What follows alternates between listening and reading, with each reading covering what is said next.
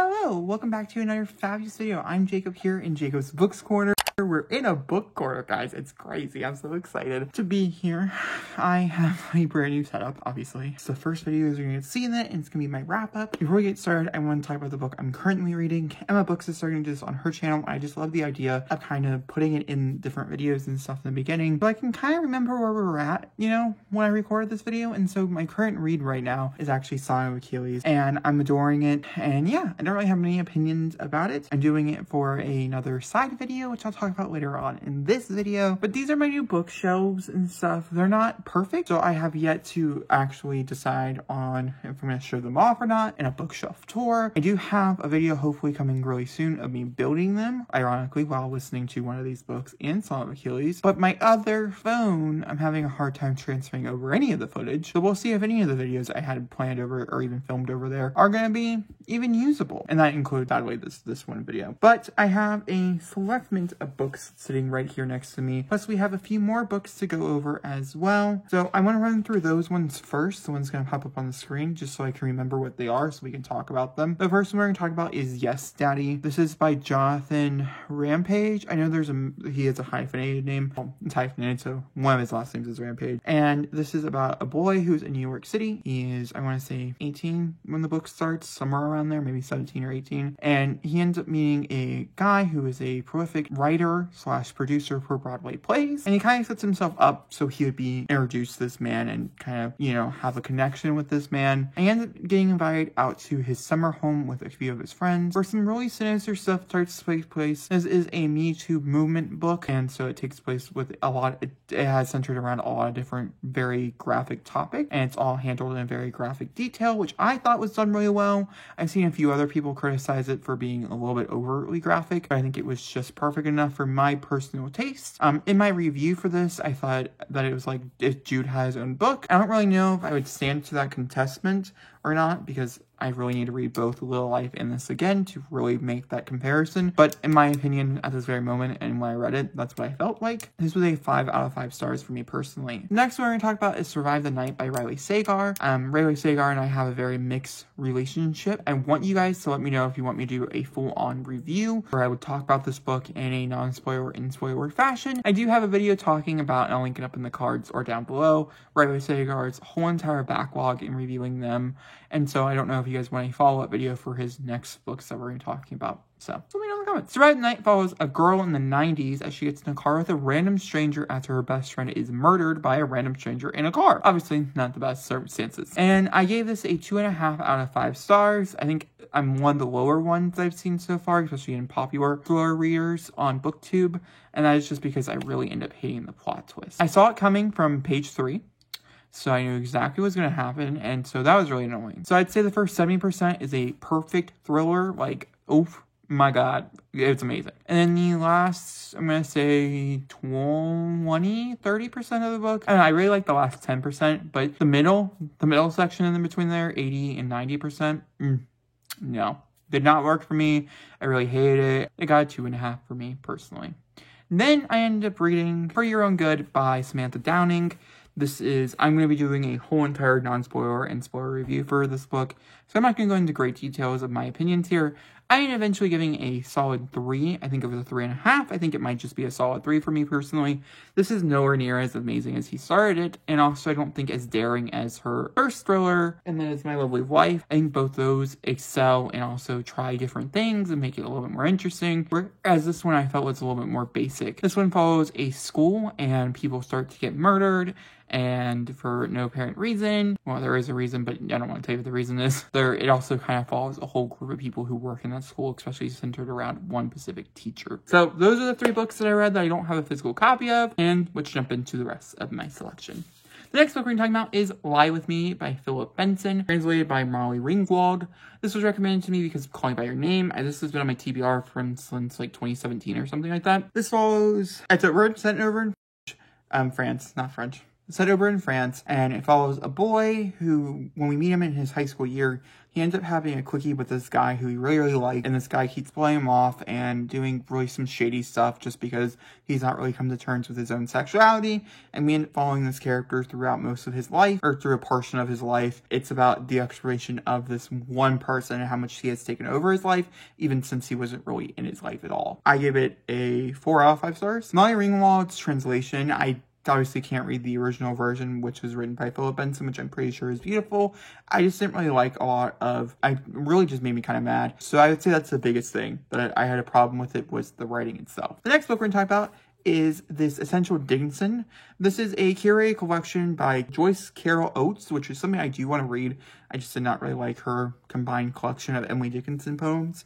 There's like 30 to 40 poems in here, which is fine. I think that's a very doable amount. And there were several of them that really did hit hard, but I just didn't really understand why they were together.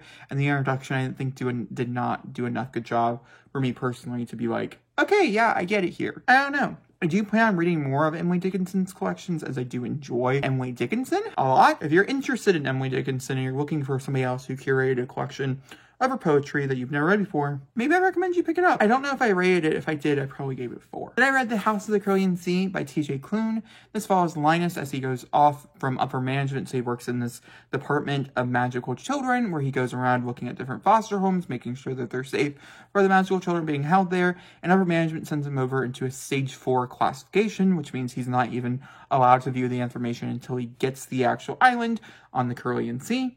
And he ends up meeting Arthur and a abundance of kids, one including Lucifer himself, and it's just this very wholesome novel that I adored. This book was under a lot of hate fire, I'd say maybe 2 months ago, because of some reports and some things T.J. Klune has said, that the story is based around a very specific event. Several people that I followed on YouTube and or Goodreads in general were lowering their scores because of this. And so I went in this book knowing that, but also knowing, keeping an open mind and seeing if everything even justified. And I personally can understand where the author was coming from by making the statement that he made. I don't know how much I agree with that particular statement. I don't think I agree with it really at all, but I couldn't really tell it in the novel, and so I think it was backlash for no apparent reason. And I'd love to know your guys' opinions about that situation down in the comments as well. I personally gave it 5 stars. I cannot wait to read his newest one, which has to deal with ghosts and stuff. I think it sounds really adorable as well. And I have several other T.J. Klunes on my list to read while we're at it. Next book I read was part of the reason I only read 9 books this month, and it's because it took me 3 weeks to read, and I tend to DNF books once they get past like 1 week or so. This one in particular, a novel, and it was for my fantasy video, which is still hopefully being a thing. That book is The Poppy War by Ara Kwong. This bar is run as the first chapter takes place as she is studying to get into the synagogue, which is this very amazing, beautiful place in her world that she lives in. I don't remember exactly what the world is called, but when she gets sent off to the synagogue, which she eventually does do, she learns how to fight in a war, and she has to study all these different things, and it takes place with those classes and the members and the characters and that type of thing. The book itself is really about war. I would say the first 20% is set in a school setting, maybe the first half, I can't really remember. And then the rest is set in a war setting, and that's all I'll say about that. And personally, because some people might even think that's a spoiler, I was told that going into it, and I don't think it affected my experience whatsoever. I was kind of really ready for that shift when it happened, personally. I really just had some major issues with the novel itself. I personally really do think it's probably one of the more graphic depictions of war I've ever read. Like, especially in fantasy. I don't know if this is normal or not, since I don't read fantasy, so let me know in the comments down below. There's just something about it. When I first started reading, I was like, this is a 5 out of 5 stars. And then by the end, it dropped down to a 3, just for several different smaller things. I do talk about my 5 fantasy vlog, kinda. I don't try to get spoilers over there very often, so I kind of be vague about it. But there are some very specific reasons why. And I'll talk about it over in that specific video. Part of the reason why that video is taking so long to get out is because of this. This is the first book I picked up for that. And I was just having a really rough time with it. The next two, the final two we're talking about, are 2 novellas. If you guys do not know, I finished my reads of the Shadowhunters. I am done. I'm caught up. I finished Chain of Iron, which is sitting right there. That's what that book is right there. At the end of last month, I want to say it was. And so I'm all caught up. That video should be coming out on Saturday, if I'm not mistaken, is the plan.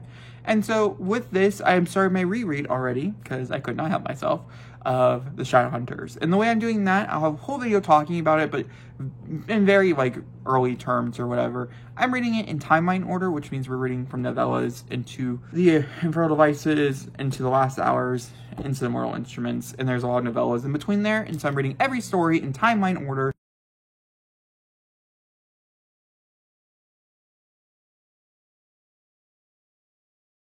So I've never read all the the Infernal Devices and Mortal Instruments back to back as you're supposed to read them. And I'm still not doing that exactly because there's so many different smaller things in between those. But the Infernal Devices I'll read all the way through. In The Last Hours, I'll read them back to back. I have The Bane Chronicles. I read the first 90 pages for my reread, which takes place over the first 2 novellas. I do have one more novella to go through. But I read this much. I'll talk about both those equally in separate little segments because I reviewed them equally in separate little segments. The first one is what happens in Peru, and that one follows Magnus as he gets exiled from Peru. I eventually gave it a 4 out of 5 stars. I really liked it. I'm pretty sure I gave it around the same amount of score that I gave it the first time I read The Bane Chronicles, all those times ago. I do have a whole video talking about The Bane Chronicles, in case you guys are curious. I have all videos talking about all Shadowhunter books. And then the second one I read is The Runaway Queen, which takes place during the person who doesn't say it, but says in this, let them eat cake. And in this one, I've always felt like it was a very drawn sentence that is said, and so it's always taken me out of it, so I eventually did give it a 3 out of 5 stars. I really like the romance in that one, but I don't think it could live up to anything, basically. So yeah, I'm really excited for the next one. I just have yet to sit down to read it. And that's the books I read in July. July was a very bad month for me. But ultimately, I think I am set up to be able to even reach my goal of 50 books for this quarter, which is my goal for every quarter this year, to hit 200 books by the end of the year. The goal is to hit 205 books, but to just reach 200 is obviously a whole cool thing. I will talk to you guys all next time in another beautiful video. Thank you for watching. Let me know what you guys read in the comments down below. And if you guys really like this one, go ahead and subscribe. And also, welcome to the new book corner, where it's actually a book corner. It's so cool. Okay.